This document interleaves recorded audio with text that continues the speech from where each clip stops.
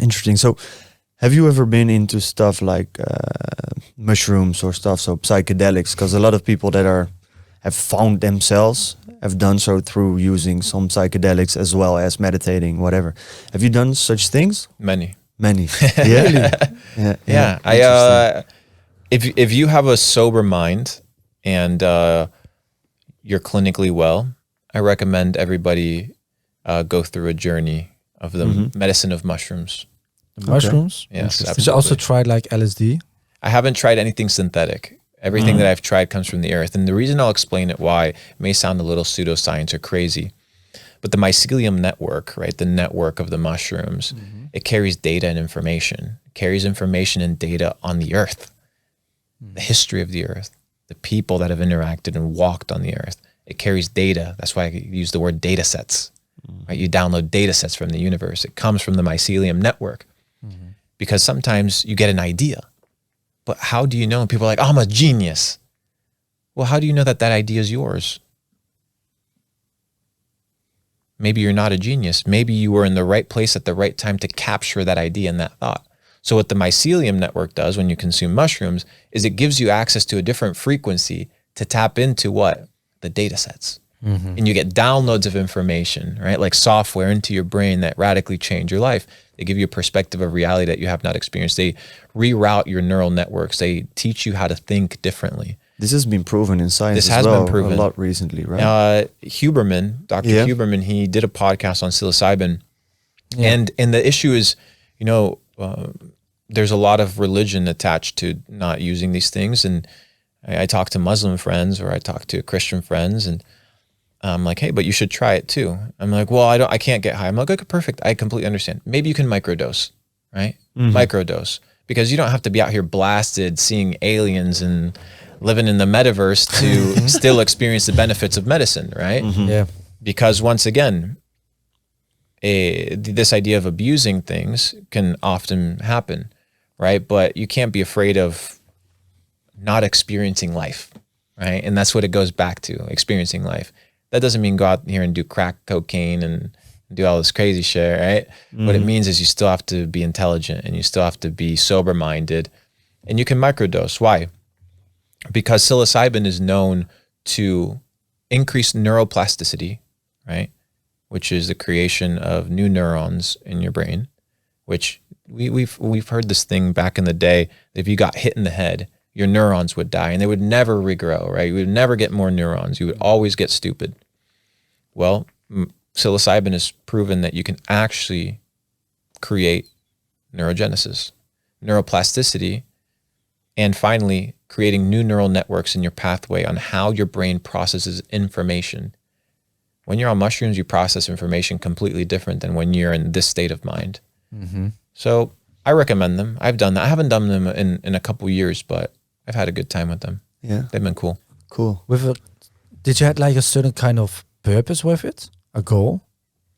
When you were like The first time, no. The first time, no. Just The first time, experience it. well, the first time it was my brother, Mr. Belmar, Nate. He was like, bro, like you have to try this. And I was like, okay, like sounds good. And my epiphany, I'll share it. This is the first time I shared my epiphany. I started crying on my first mushroom trip. And I cried because I felt sorry for people. I felt sorry that people were living sad lives. And that was the entire mushroom trip. That was 8 hours. But I was in that mental loop of sorry for people. I'm like, dude, like most people are sad. Most people are unhappy. Like this sucks. And I could feel for people, right? Because when you're on your phone, you're so self-absorbed. You're so focused on you. I did this mushroom trip. I was like, dude, I feel sorry for people. I feel empathetic. And ever since then, I actually have it recorded on my phone. I record that entire trip. I record every single one of my psychedelic trips. like just audio or Audio. also Audio. Okay, audio. I'm not going to record the visual. I'm probably doing some crazy shit. Will be great content. Yeah, facts, bro. Damn. But yeah, bro, it's a good time. You're just experiencing life. But to talk on the other side of the coin, you see a lot of mushroom heads or people that spend too much time doing these things. And it's like Alan Watts used to say. Alan Watts said, to look through the microscope is important, but sometimes you have to stop looking through the microscope and realize and spend time thinking about what you saw, right? And people live in a psychedelic state. They have no time to sober up and really spend time meditating upon that which they've seen. Yeah. That's great, man. Interesting. I've never done like mushrooms or anything. I've Well, had you're in some- Amsterdam, brother, so Yeah, man. It might be a good city for there's- that. Yeah, I mean, yeah, there's enough opportunities to do Yeah. so. Yeah. I've had some bad experiences with smoking weed, or actually one, and after that, I just quit everything. But hearing these things, we've got another friend as well who used to have a company in mushrooms as well, so he really got into it, and he had some of the same very interesting stories as well. Just opening up windows or clearing out windows with visions that he had never had before. So got some great insights.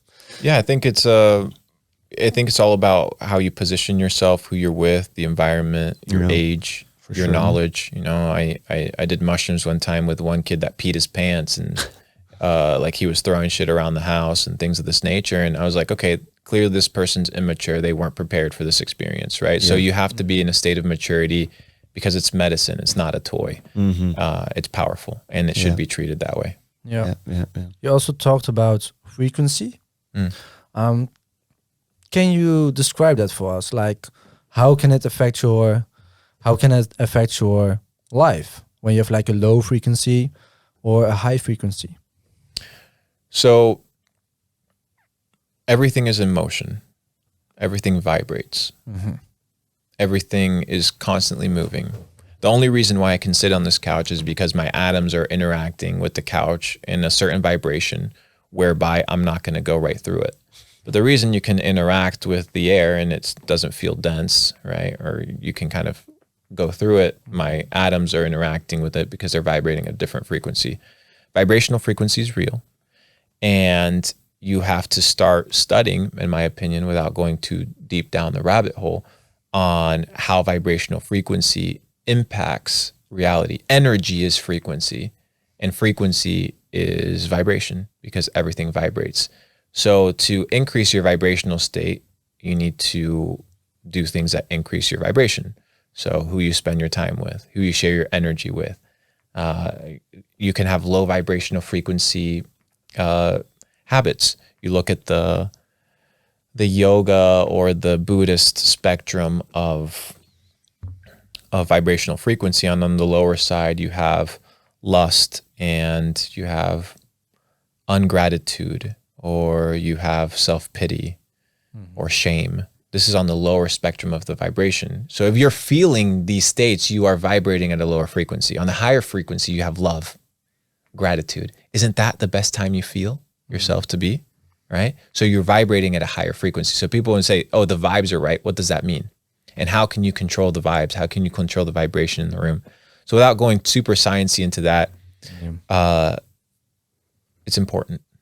As you're telling that, I just realized you're saying that, and I'm just trying to like wrap my hand around it or find examples in my own life. Sometimes when I choose to sleep in, even though I know I should get out, be active, have things to do, you're very well rested, but you feel very shitty. So your frequency seems to be low. And sometimes I get done with, like, for example, kickbox training, and I'm completely exhausted, but I feel very good. So I seem to be on a high frequency. So sometimes I think people think the frequency has to do with the amount of energy you have, but it's not the energy as we know it, right? Like, it's not the I'm exhausted energy. It's more of the how do I feel connected with everything around me. Is that right, or am I understanding it wrong? I'll answer this as the last question because it's already 10 o'clock. That's Yeah, fine, yeah, no it's problem. fine. Yeah.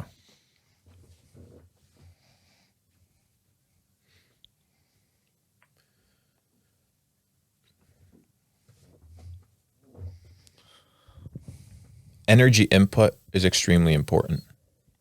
So what you input as the energy source or as the fuel for your body, right, will dictate the output of that energy. So if you're feeling lethargic, slow, tired, not after a kickboxing workout, but in the morning when you should in fact be feeling rested, there's something in the energy input that is causing that malfunction.